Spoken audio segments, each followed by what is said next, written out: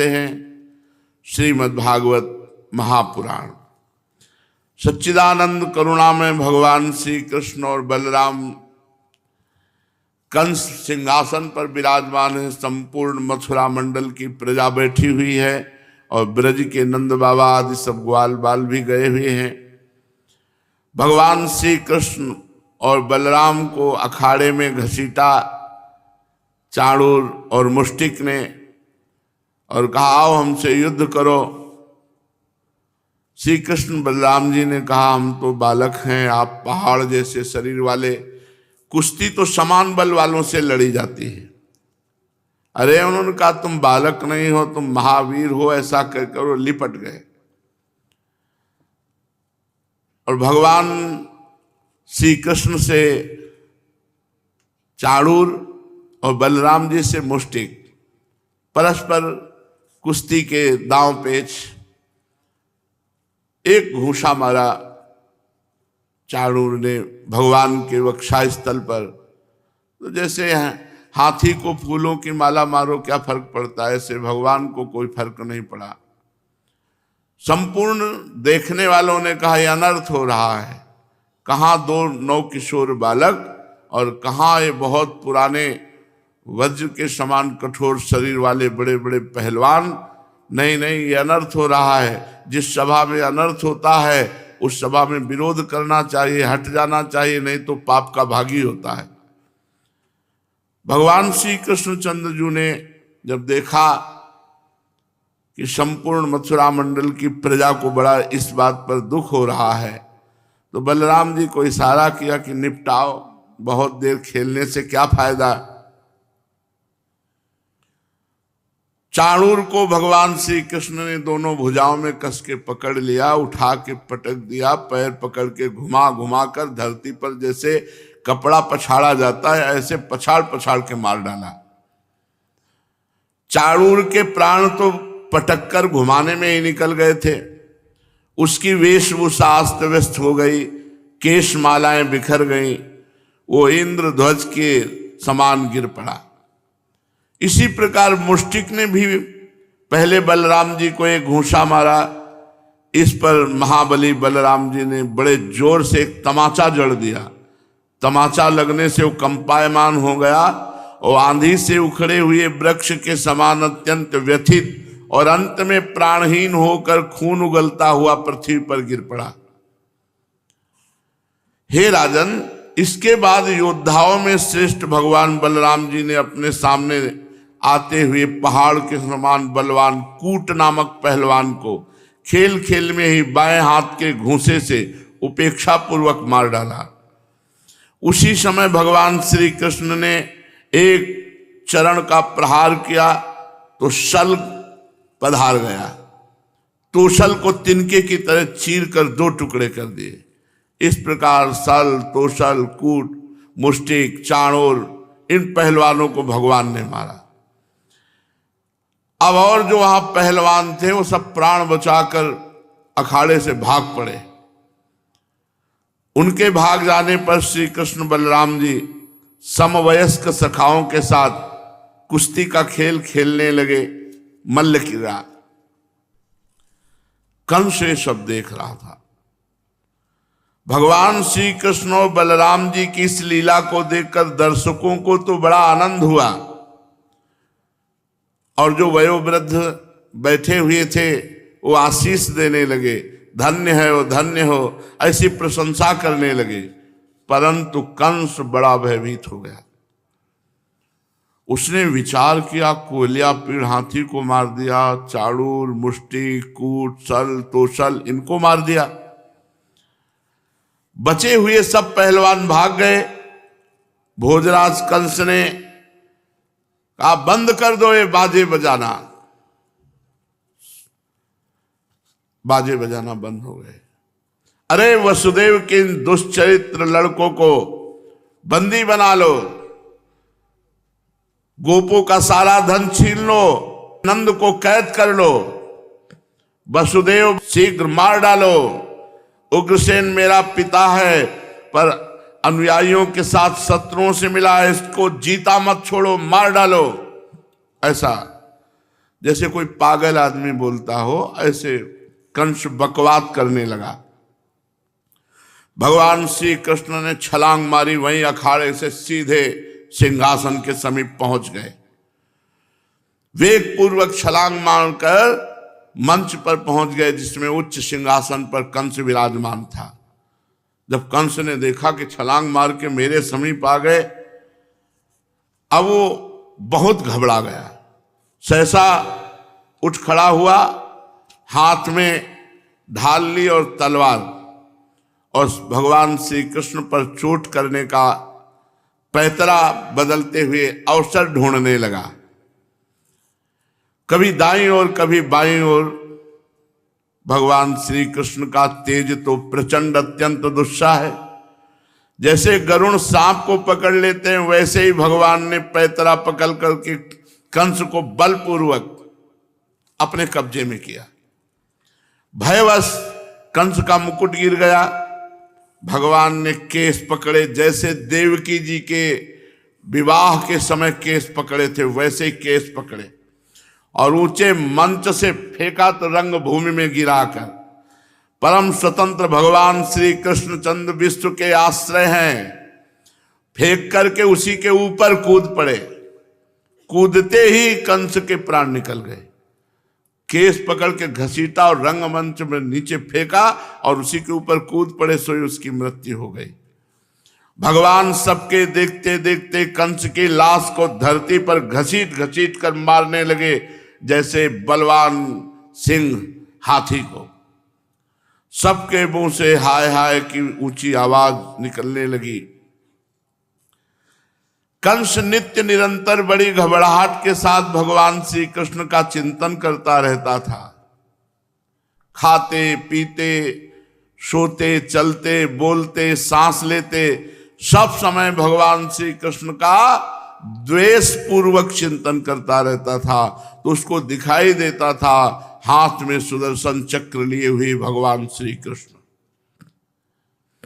इस नित्य चिंतन के फलस्वरूप वह चाहे द्वेष भाव से ही क्यों न किया गया हो, उसे भगवान के उसी रूप की प्राप्ति हुई जिसे सारूप्य मोक्ष कहते हैं। कंस को सारूप्य मोक्ष की प्राप्ति हुई, जिसकी प्राप्ति बड़े बड़े तपस्वी योगियों के लिए भी कठिन है। अब जब कंस के भाइयों ने देखा, जो कंक आदि निग्रोध आदि थे, कि हमारे बड़े भ्राता महाराज कंस का वध कर दिया श्री कृष्ण ने, तो अपने बड़े भाई का बदला लेने के लिए क्रोध में आग बबूला होकर भगवान श्री कृष्ण और बलराम की ओर दौड़े।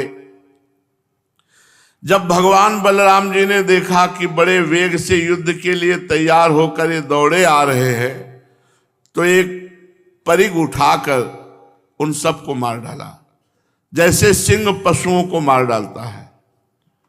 उस समय आकाश में दुंदुभियां बजने लगी। भगवान के विभूति स्वरूप ब्रह्मा शंकर आदि देवता बड़े आनंद से पुष्पों की वर्षा करते हुए श्री कृष्ण बलराम की स्तुति करने लगे। महाराज, कंस और उसके भाइयों की स्त्रियां स्वजनों की मृत्यु से अत्यंत दुखित हो गई और अपना सिर पीटती हुई, आंखों में आंसू भरे हुए वहां आई, और वीर सैया पर सोए हुए अपने पतियों से लिपट कर वो शोकग्रस्त हो गई और बार बार आंसू बहाती हुई ऊंचे स्वर से विलाप करने लगी। वो स्त्रियां रो रो के पुकार रही थी, हा नाथ, हे प्यारे, हे धर्मज्ञ, हे करुणामय, हे अनाथ वत्सल, आपकी मृत्यु से हम सब मरी समान हो गई। आज हमारा घर उजड़ गया, हमारा सौभाग्य उजड़ गया, हमारी संतान अनाथ हो गई। कंस से उसकी पत्नियां कहती, इस पुरी के आप ही स्वामी थे, आपने इतने निरपराध प्राणियों से द्रोह किया कि उसी पाप के कारण आप मारे गए। आपने बड़ा अन्याय किया था, इसी से आपकी ये गति हुई है। सच है, जो जगत के जीवों से द्रोह करता है, उनका अहित करता है, ऐसे पुरुष की ऐसी ही गति होती है। उनकी पत्नियां कह रहे हैं। ये भगवान श्री कृष्ण जगत के समस्त प्राणियों की उत्पत्ति और प्रलय के आधार हैं।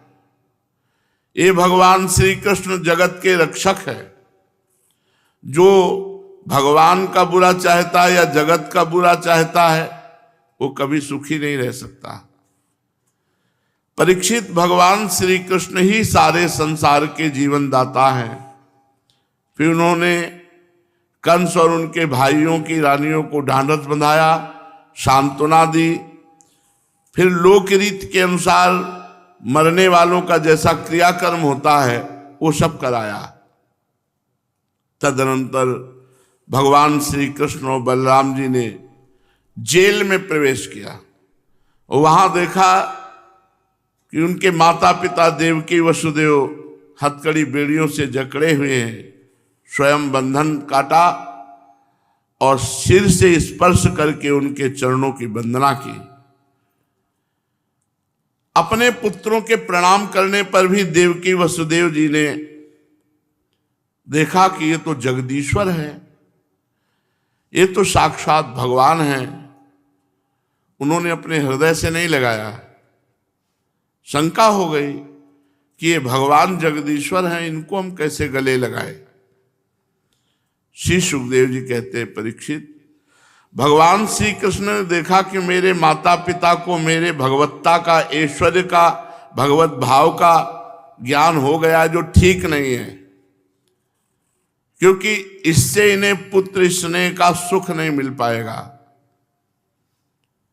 ऐसा सोचकर उन्होंने उन पर अपनी उस योग माया का प्रभाव फैला दिया जो उनके स्वजनों को मुग्ध रखकर उनकी लीला में सहायक होती है।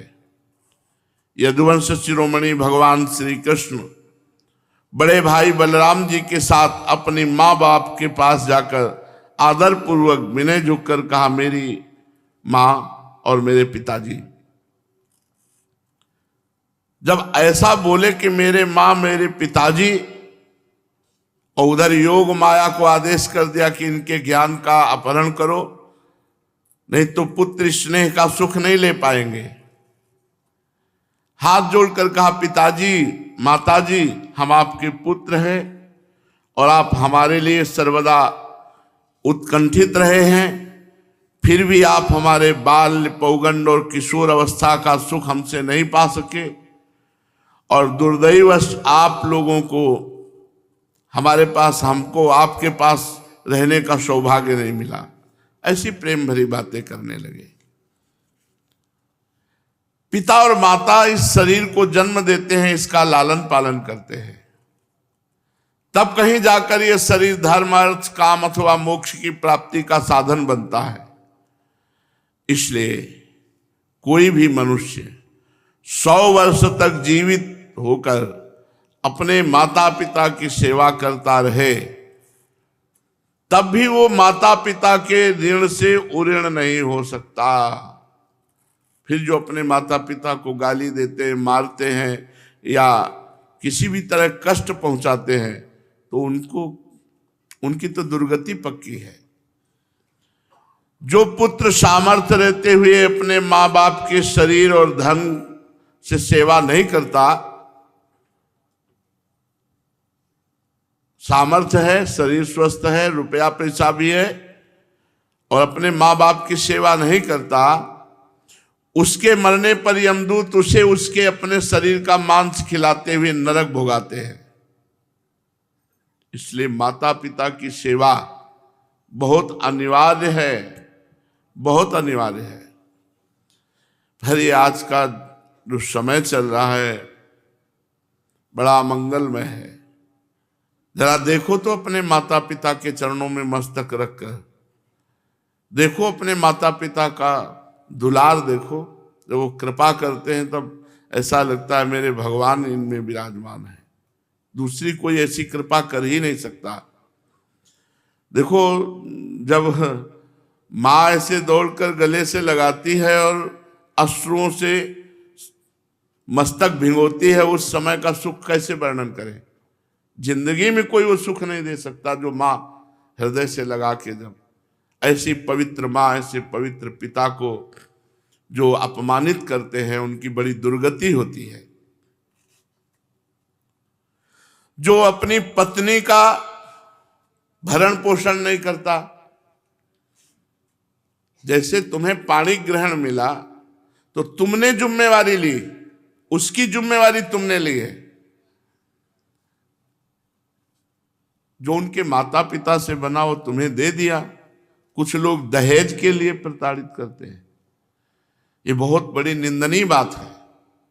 अगर गरीब आदमी है, बेटी का ब्याह है, अपना जीवन धन बेटी दे रहा है और जो कुछ है वो दे ही दिया है, ऐसा कोई पिता नहीं होता कि बेटी के साथ कुछ देना, ऐसा नहीं। सबका हृदय उल्लसित होता है और बड़ा मंगलमय वो दिन होता है जब पाणी ग्रहण कन्यादान करता है, वो पिता बड़ा भाग्यशाली होता है। अब ये जो लोग लड़की को प्रताड़ित करते हैं, दहेज, ये सब नरकगामी लोग हैं, ये नरकगामी लोग हैं। और जो पुरुष पाणी ग्रहण हाथ में लेकर पत्नी का भरण पोषण, उसकी कामनाओं की पूर्ति, उसकी सुरक्षा व्यवस्था, पूरी जिम्मेवारी उसकी बनती है। और पत्नी को चाहिए जिससे पाणी ग्रहण हुआ है आजीवन उसकी आज्ञा पर चलने की चेष्टा करे। बालक और बूढ़े, अतिथि और गुरु, भोजन सबसे पहले इनको पवाया जाता है, इनका सम्मान किया जाता है। जो ऐसा नहीं करता वो जीता हुआ मुर्दे के समान है।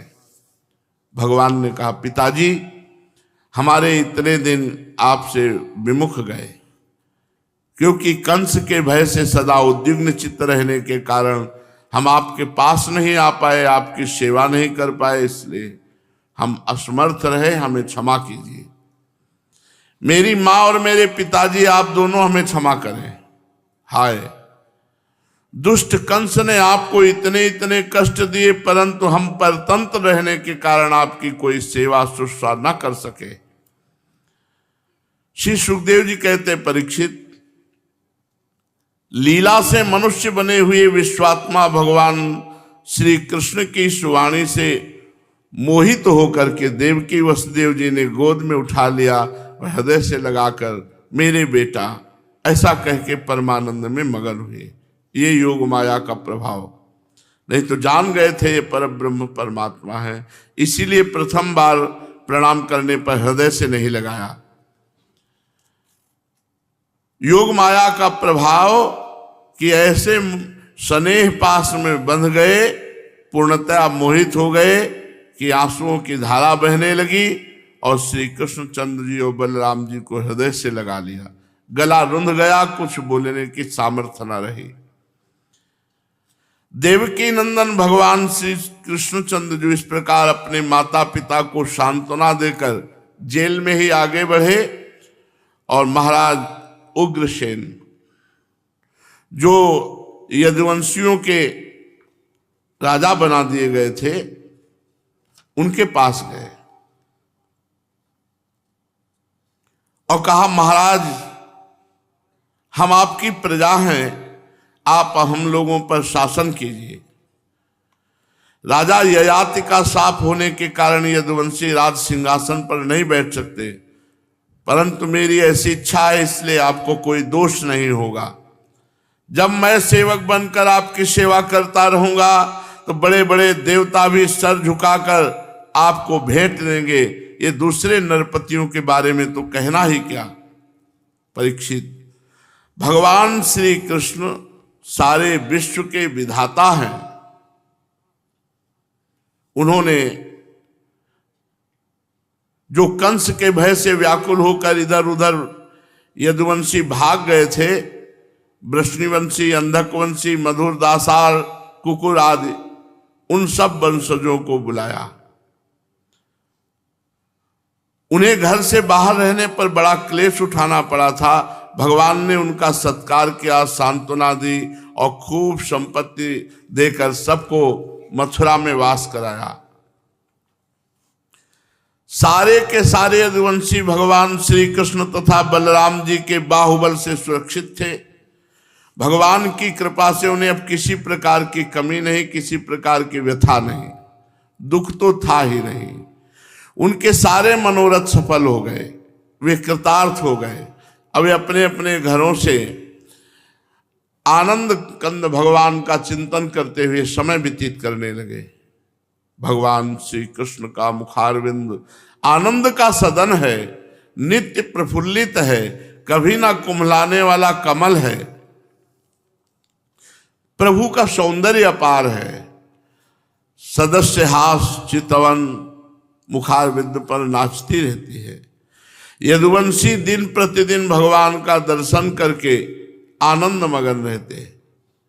मथुरा के वृद्ध पुरुष भी युवकों के समान बलवान और उत्साही हो गए थे, क्योंकि सबके ऊपर भगवान की दृष्टि पड़ी थी।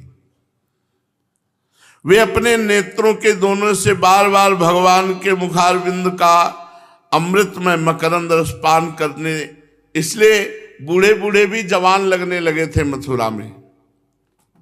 अब देवकी नंदन भगवान श्री कृष्ण और बलराम जी नंद बाबा के पास आए और गले लग करके कहने लगे, बाबा, आपने और माँ यशोदा ने बड़े स्नेह और दुलार से हमारा लालन पालन किया है।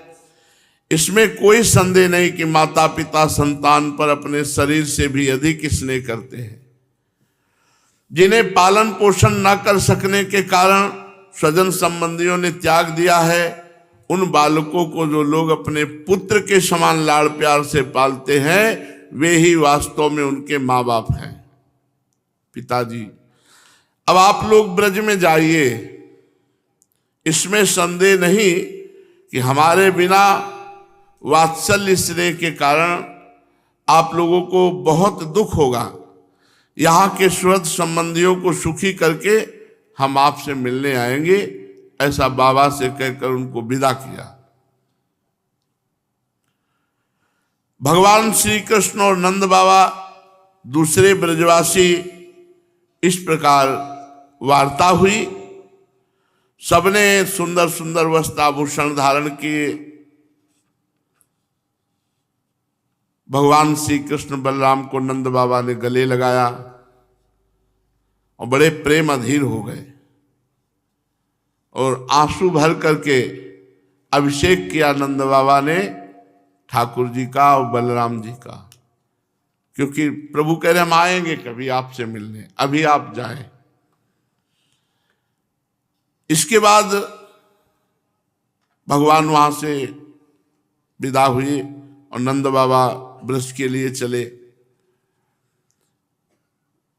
वसुदेव जी ने अपने पुरोहित गर्गाचार्य और दूसरे ब्रह्म ऋषियों को बुलाकर श्री कृष्ण बलराम का विधि पूर्वक द्विजाति समुचित यज्ञोपवीत संस्कार कराया। अगर यज्ञोपवीत पड़ा हुआ है और गायत्री अनुष्ठान है, उसके सामने कोई बाधा विघ्न नहीं। यज्ञोपवीत ब्रह्म शक्ति है, द्विजाति को धारण करने का अधिकार है। कोई बिरले ऐसे हैं जो इस धर्म का पालन करते हो। वसुदेव जी ने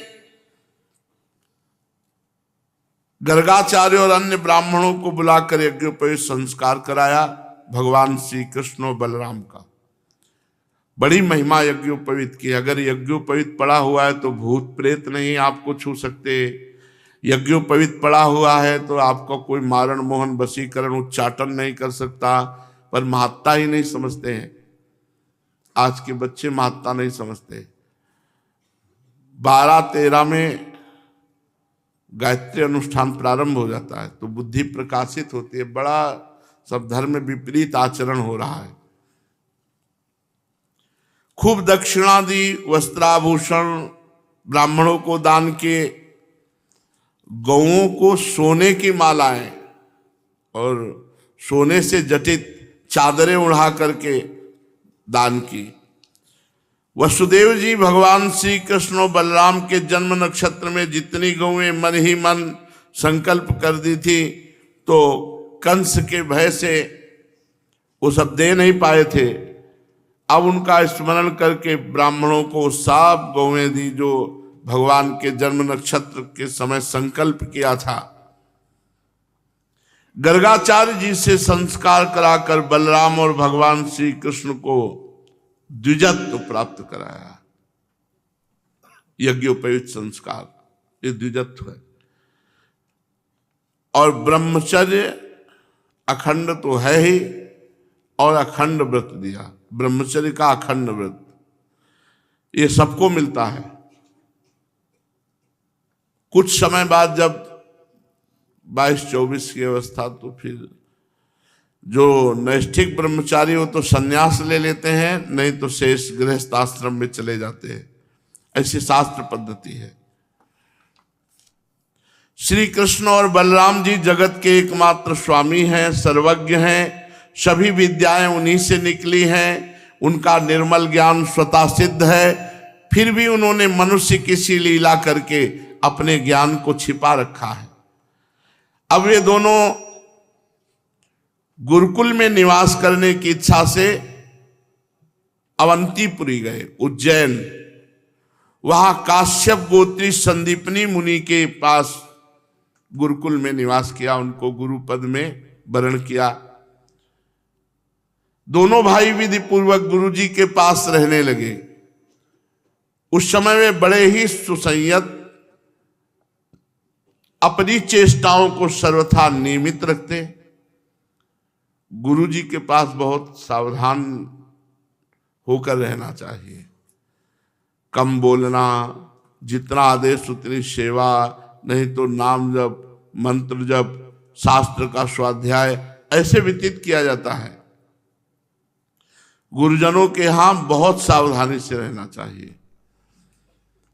भगवान श्री कृष्ण बलराम बड़े सुसंयत रहते हैं, चेष्टाओं को नियमित रखते हैं और गुरुदेव का विशेष आदर करते हैं। गुरुदेव भी श्री कृष्ण बलराम का विशेष आदर करते हैं। भगवान श्री कृष्ण बलराम जी ने सेवक की भांति गुरुदेव भगवान की उत्तम सेवा की।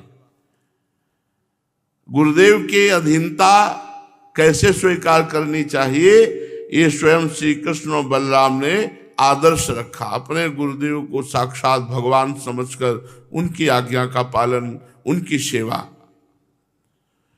गुरुवर संदीपनी जी उनकी शुद्ध भाव से युक्त सेवा से बहुत प्रसन्न हुए। उन्होंने दोनों भाइयों को 6 अंग और उपनिषदों के सहित संपूर्ण वेदों की शिक्षा दी। इसके सिवा मंत्र और देवताओं के ज्ञान के द्वारा धनुर्वेद, मनुस्मृति आदि धर्म ग्रंथ, मीमांसा आदि वेदों का तात्पर्य बताने वाले शास्त्र, इनकी शिक्षा दी। फिर संधि, विग्रह, यान, आसन, द्वैत, आश्रय, इन 6 भेदों से राजनीति का भी अध्ययन कराया। परीक्षित, भगवान श्री कृष्ण और बलराम सारी विद्याओं के प्रवर्तक हैं। केवल मनुष्य का सा व्यवहार करते हुए गुरुदेव के पास रहकर शिक्षा ग्रहण की। गुरुदेव जी एक बार केवल बोलते थे, भगवान को कंठस्थ हो जाती थी, क्योंकि कंठस्थ क्या है तो भगवान है।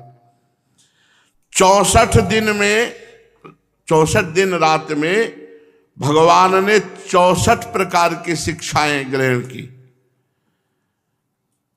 गान विद्या, वाद्य, भांति भांति के बाजे बजाना, नृत्य करना, नाट्य करना, चित्रकारी करना, बेल बूटे बनाना, चावल और पुष्पादि से पूजा के उपहार की रचना करना, फूलों की सेज बनाना, दांत, वस्त्र, अंगों को रंगना, मणियों की फर्श बनाना, सैया रचना, जल को बांध देना और विचित्र सिद्धियां, हार माला आदि बनाना, कान और चोटी के फूल गहने बनाना, कपड़े नाना प्रकार से सुसज्जित करना, फूलों के आभूषणों से श्रृंगार करना, कानों के पत्तों की रचना करना, सुगंधित वस्तुएं, इत्र, तेल, इनका निर्माण करना, इंद्रजाल, जादूगरी करना, जैसा चाहे वैसा वेश धारण कर लेना, हाथ की फुर्ती के काम, तरह तरह की खाने की भोग की वस्तुएं बना लेना, तरह तरह के पीने के पदार्थ बनाना और सुई का काम, सिलने का काम, कठपुतली बनाना, उसको नचाना, पहेली बनाना और उसको गाना, प्रतिमा बनाना, उसकी पूजा करना, कूटनीति, ग्रंथों के पढ़ाने की चातुरी, नाटक, आख्यायिका आदि की रचना करना, समस्या पूर्ति करना, पट्टी, बेत, बाण आदि बनाना, गलीचे, दरी आदि बनाना, बढ़ई की पूरी कारीगरी, ग्रह आदि बनाने की कारीगरी, सोने चांदी आदि धातुओं की तथा हीरे पन्ने आदि रत्नों की परीक्षा करना, सोना चांदी आदि बना लेना, मणियों के रंग को पहचान लेना, खानों की पहचान करना, वृक्षों की चिकित्सा करना, भेड़ा, मुर्गा, बटेर आदि को लड़ाने की रीति सीखना, तोता मैना आदि की बोलियां बोलना, उच्चाटन करना, केशों की सफाई का कौशल और मुट्ठी की चीज या मन की बात जान लेना और म्लेच्छ काव्यों को समझ लेना, विभिन्न देशों की भाषाओं का ज्ञान हो जाना, शकुन अपशकुन जानना और प्रश्नों के उत्तर में शुभाशुभ बतलाना, नाना प्रकार के मातृका यंत्र बनाना, रत्नों को नाना प्रकार के आकारों में काटना,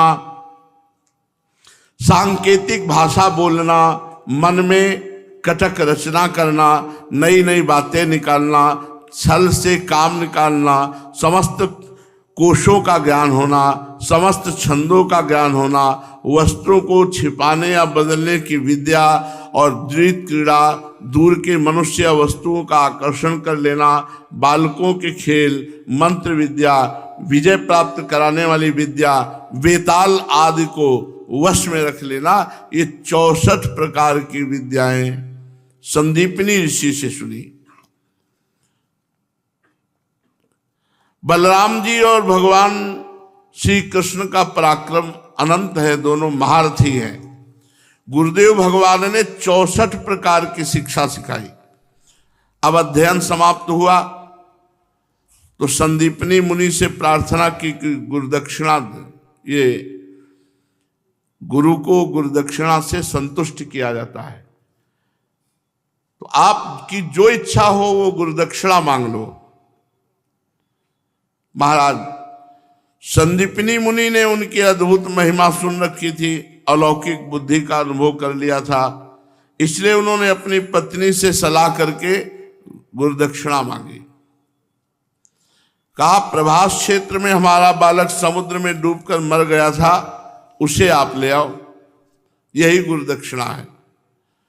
भगवान बलराम जी और श्री कृष्ण का पराक्रम तो अनंत व महारथी, उन्होंने बहुत अच्छा कहकर गुरु जी की आज्ञा स्वीकार की और रथ पर सवार होकर प्रभास क्षेत्र गए। समुद्र तट पर जाकर क्षण भर बैठे थे। उस समय ये जानकर के एक साक्षात परमेश्वर है, समुद्र ने अनेक प्रकार की पूजा सामग्री लेकर सामने आया और भगवान ने समुद्र से कहा, समुद्र तुम यहां अपनी बड़ी बड़ी तरंगों से हमारे जिस गुरुपुत्र को बहा ले गए उसे ला कर लाओ। संदीपनी जी ने गुरुदक्षिणा में मांगा कि हमारा पुत्र प्रभास क्षेत्र में डूब गया था, उसे वापस ले आओ। तो समुद्र हाथ जोड़कर बोला, देवादिदेव श्री कृष्ण, मैंने उस बालक को नहीं लिया, मेरे जल में पंचजन नाम का एक बड़ा भारी दैत्य जाति का असुर है जो शंख के रूप में रहता है, हो सकता है उसी ने वो बालक चुरा लिया हो। समुद्र की बात सुनकर भगवान तुरंत ही जल में जा घुसे और शंखासुर को मार डाला, परंतु वो बालक उसके पेट में नहीं मिला।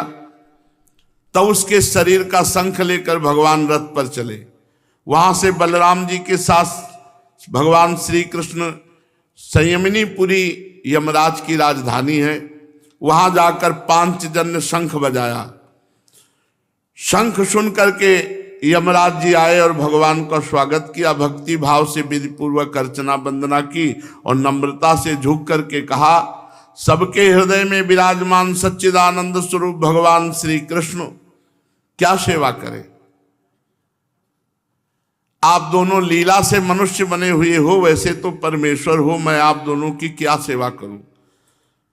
भगवान ने कहा, यमराज, यहां हमारे अपने कर्म बंधन के अनुसार गुरुपुत्र लाया गया है, तुम मेरी आज्ञा स्वीकार करो, उसके कर्मों पर ध्यान मत दो और वो पुत्र ला कर दो। यमराज ने कहा जो आज्ञा, और भगवान आदेश जो दिए थे उसका तत्काल पालन हुआ, गुरुपुत्र को लाके दे दिया।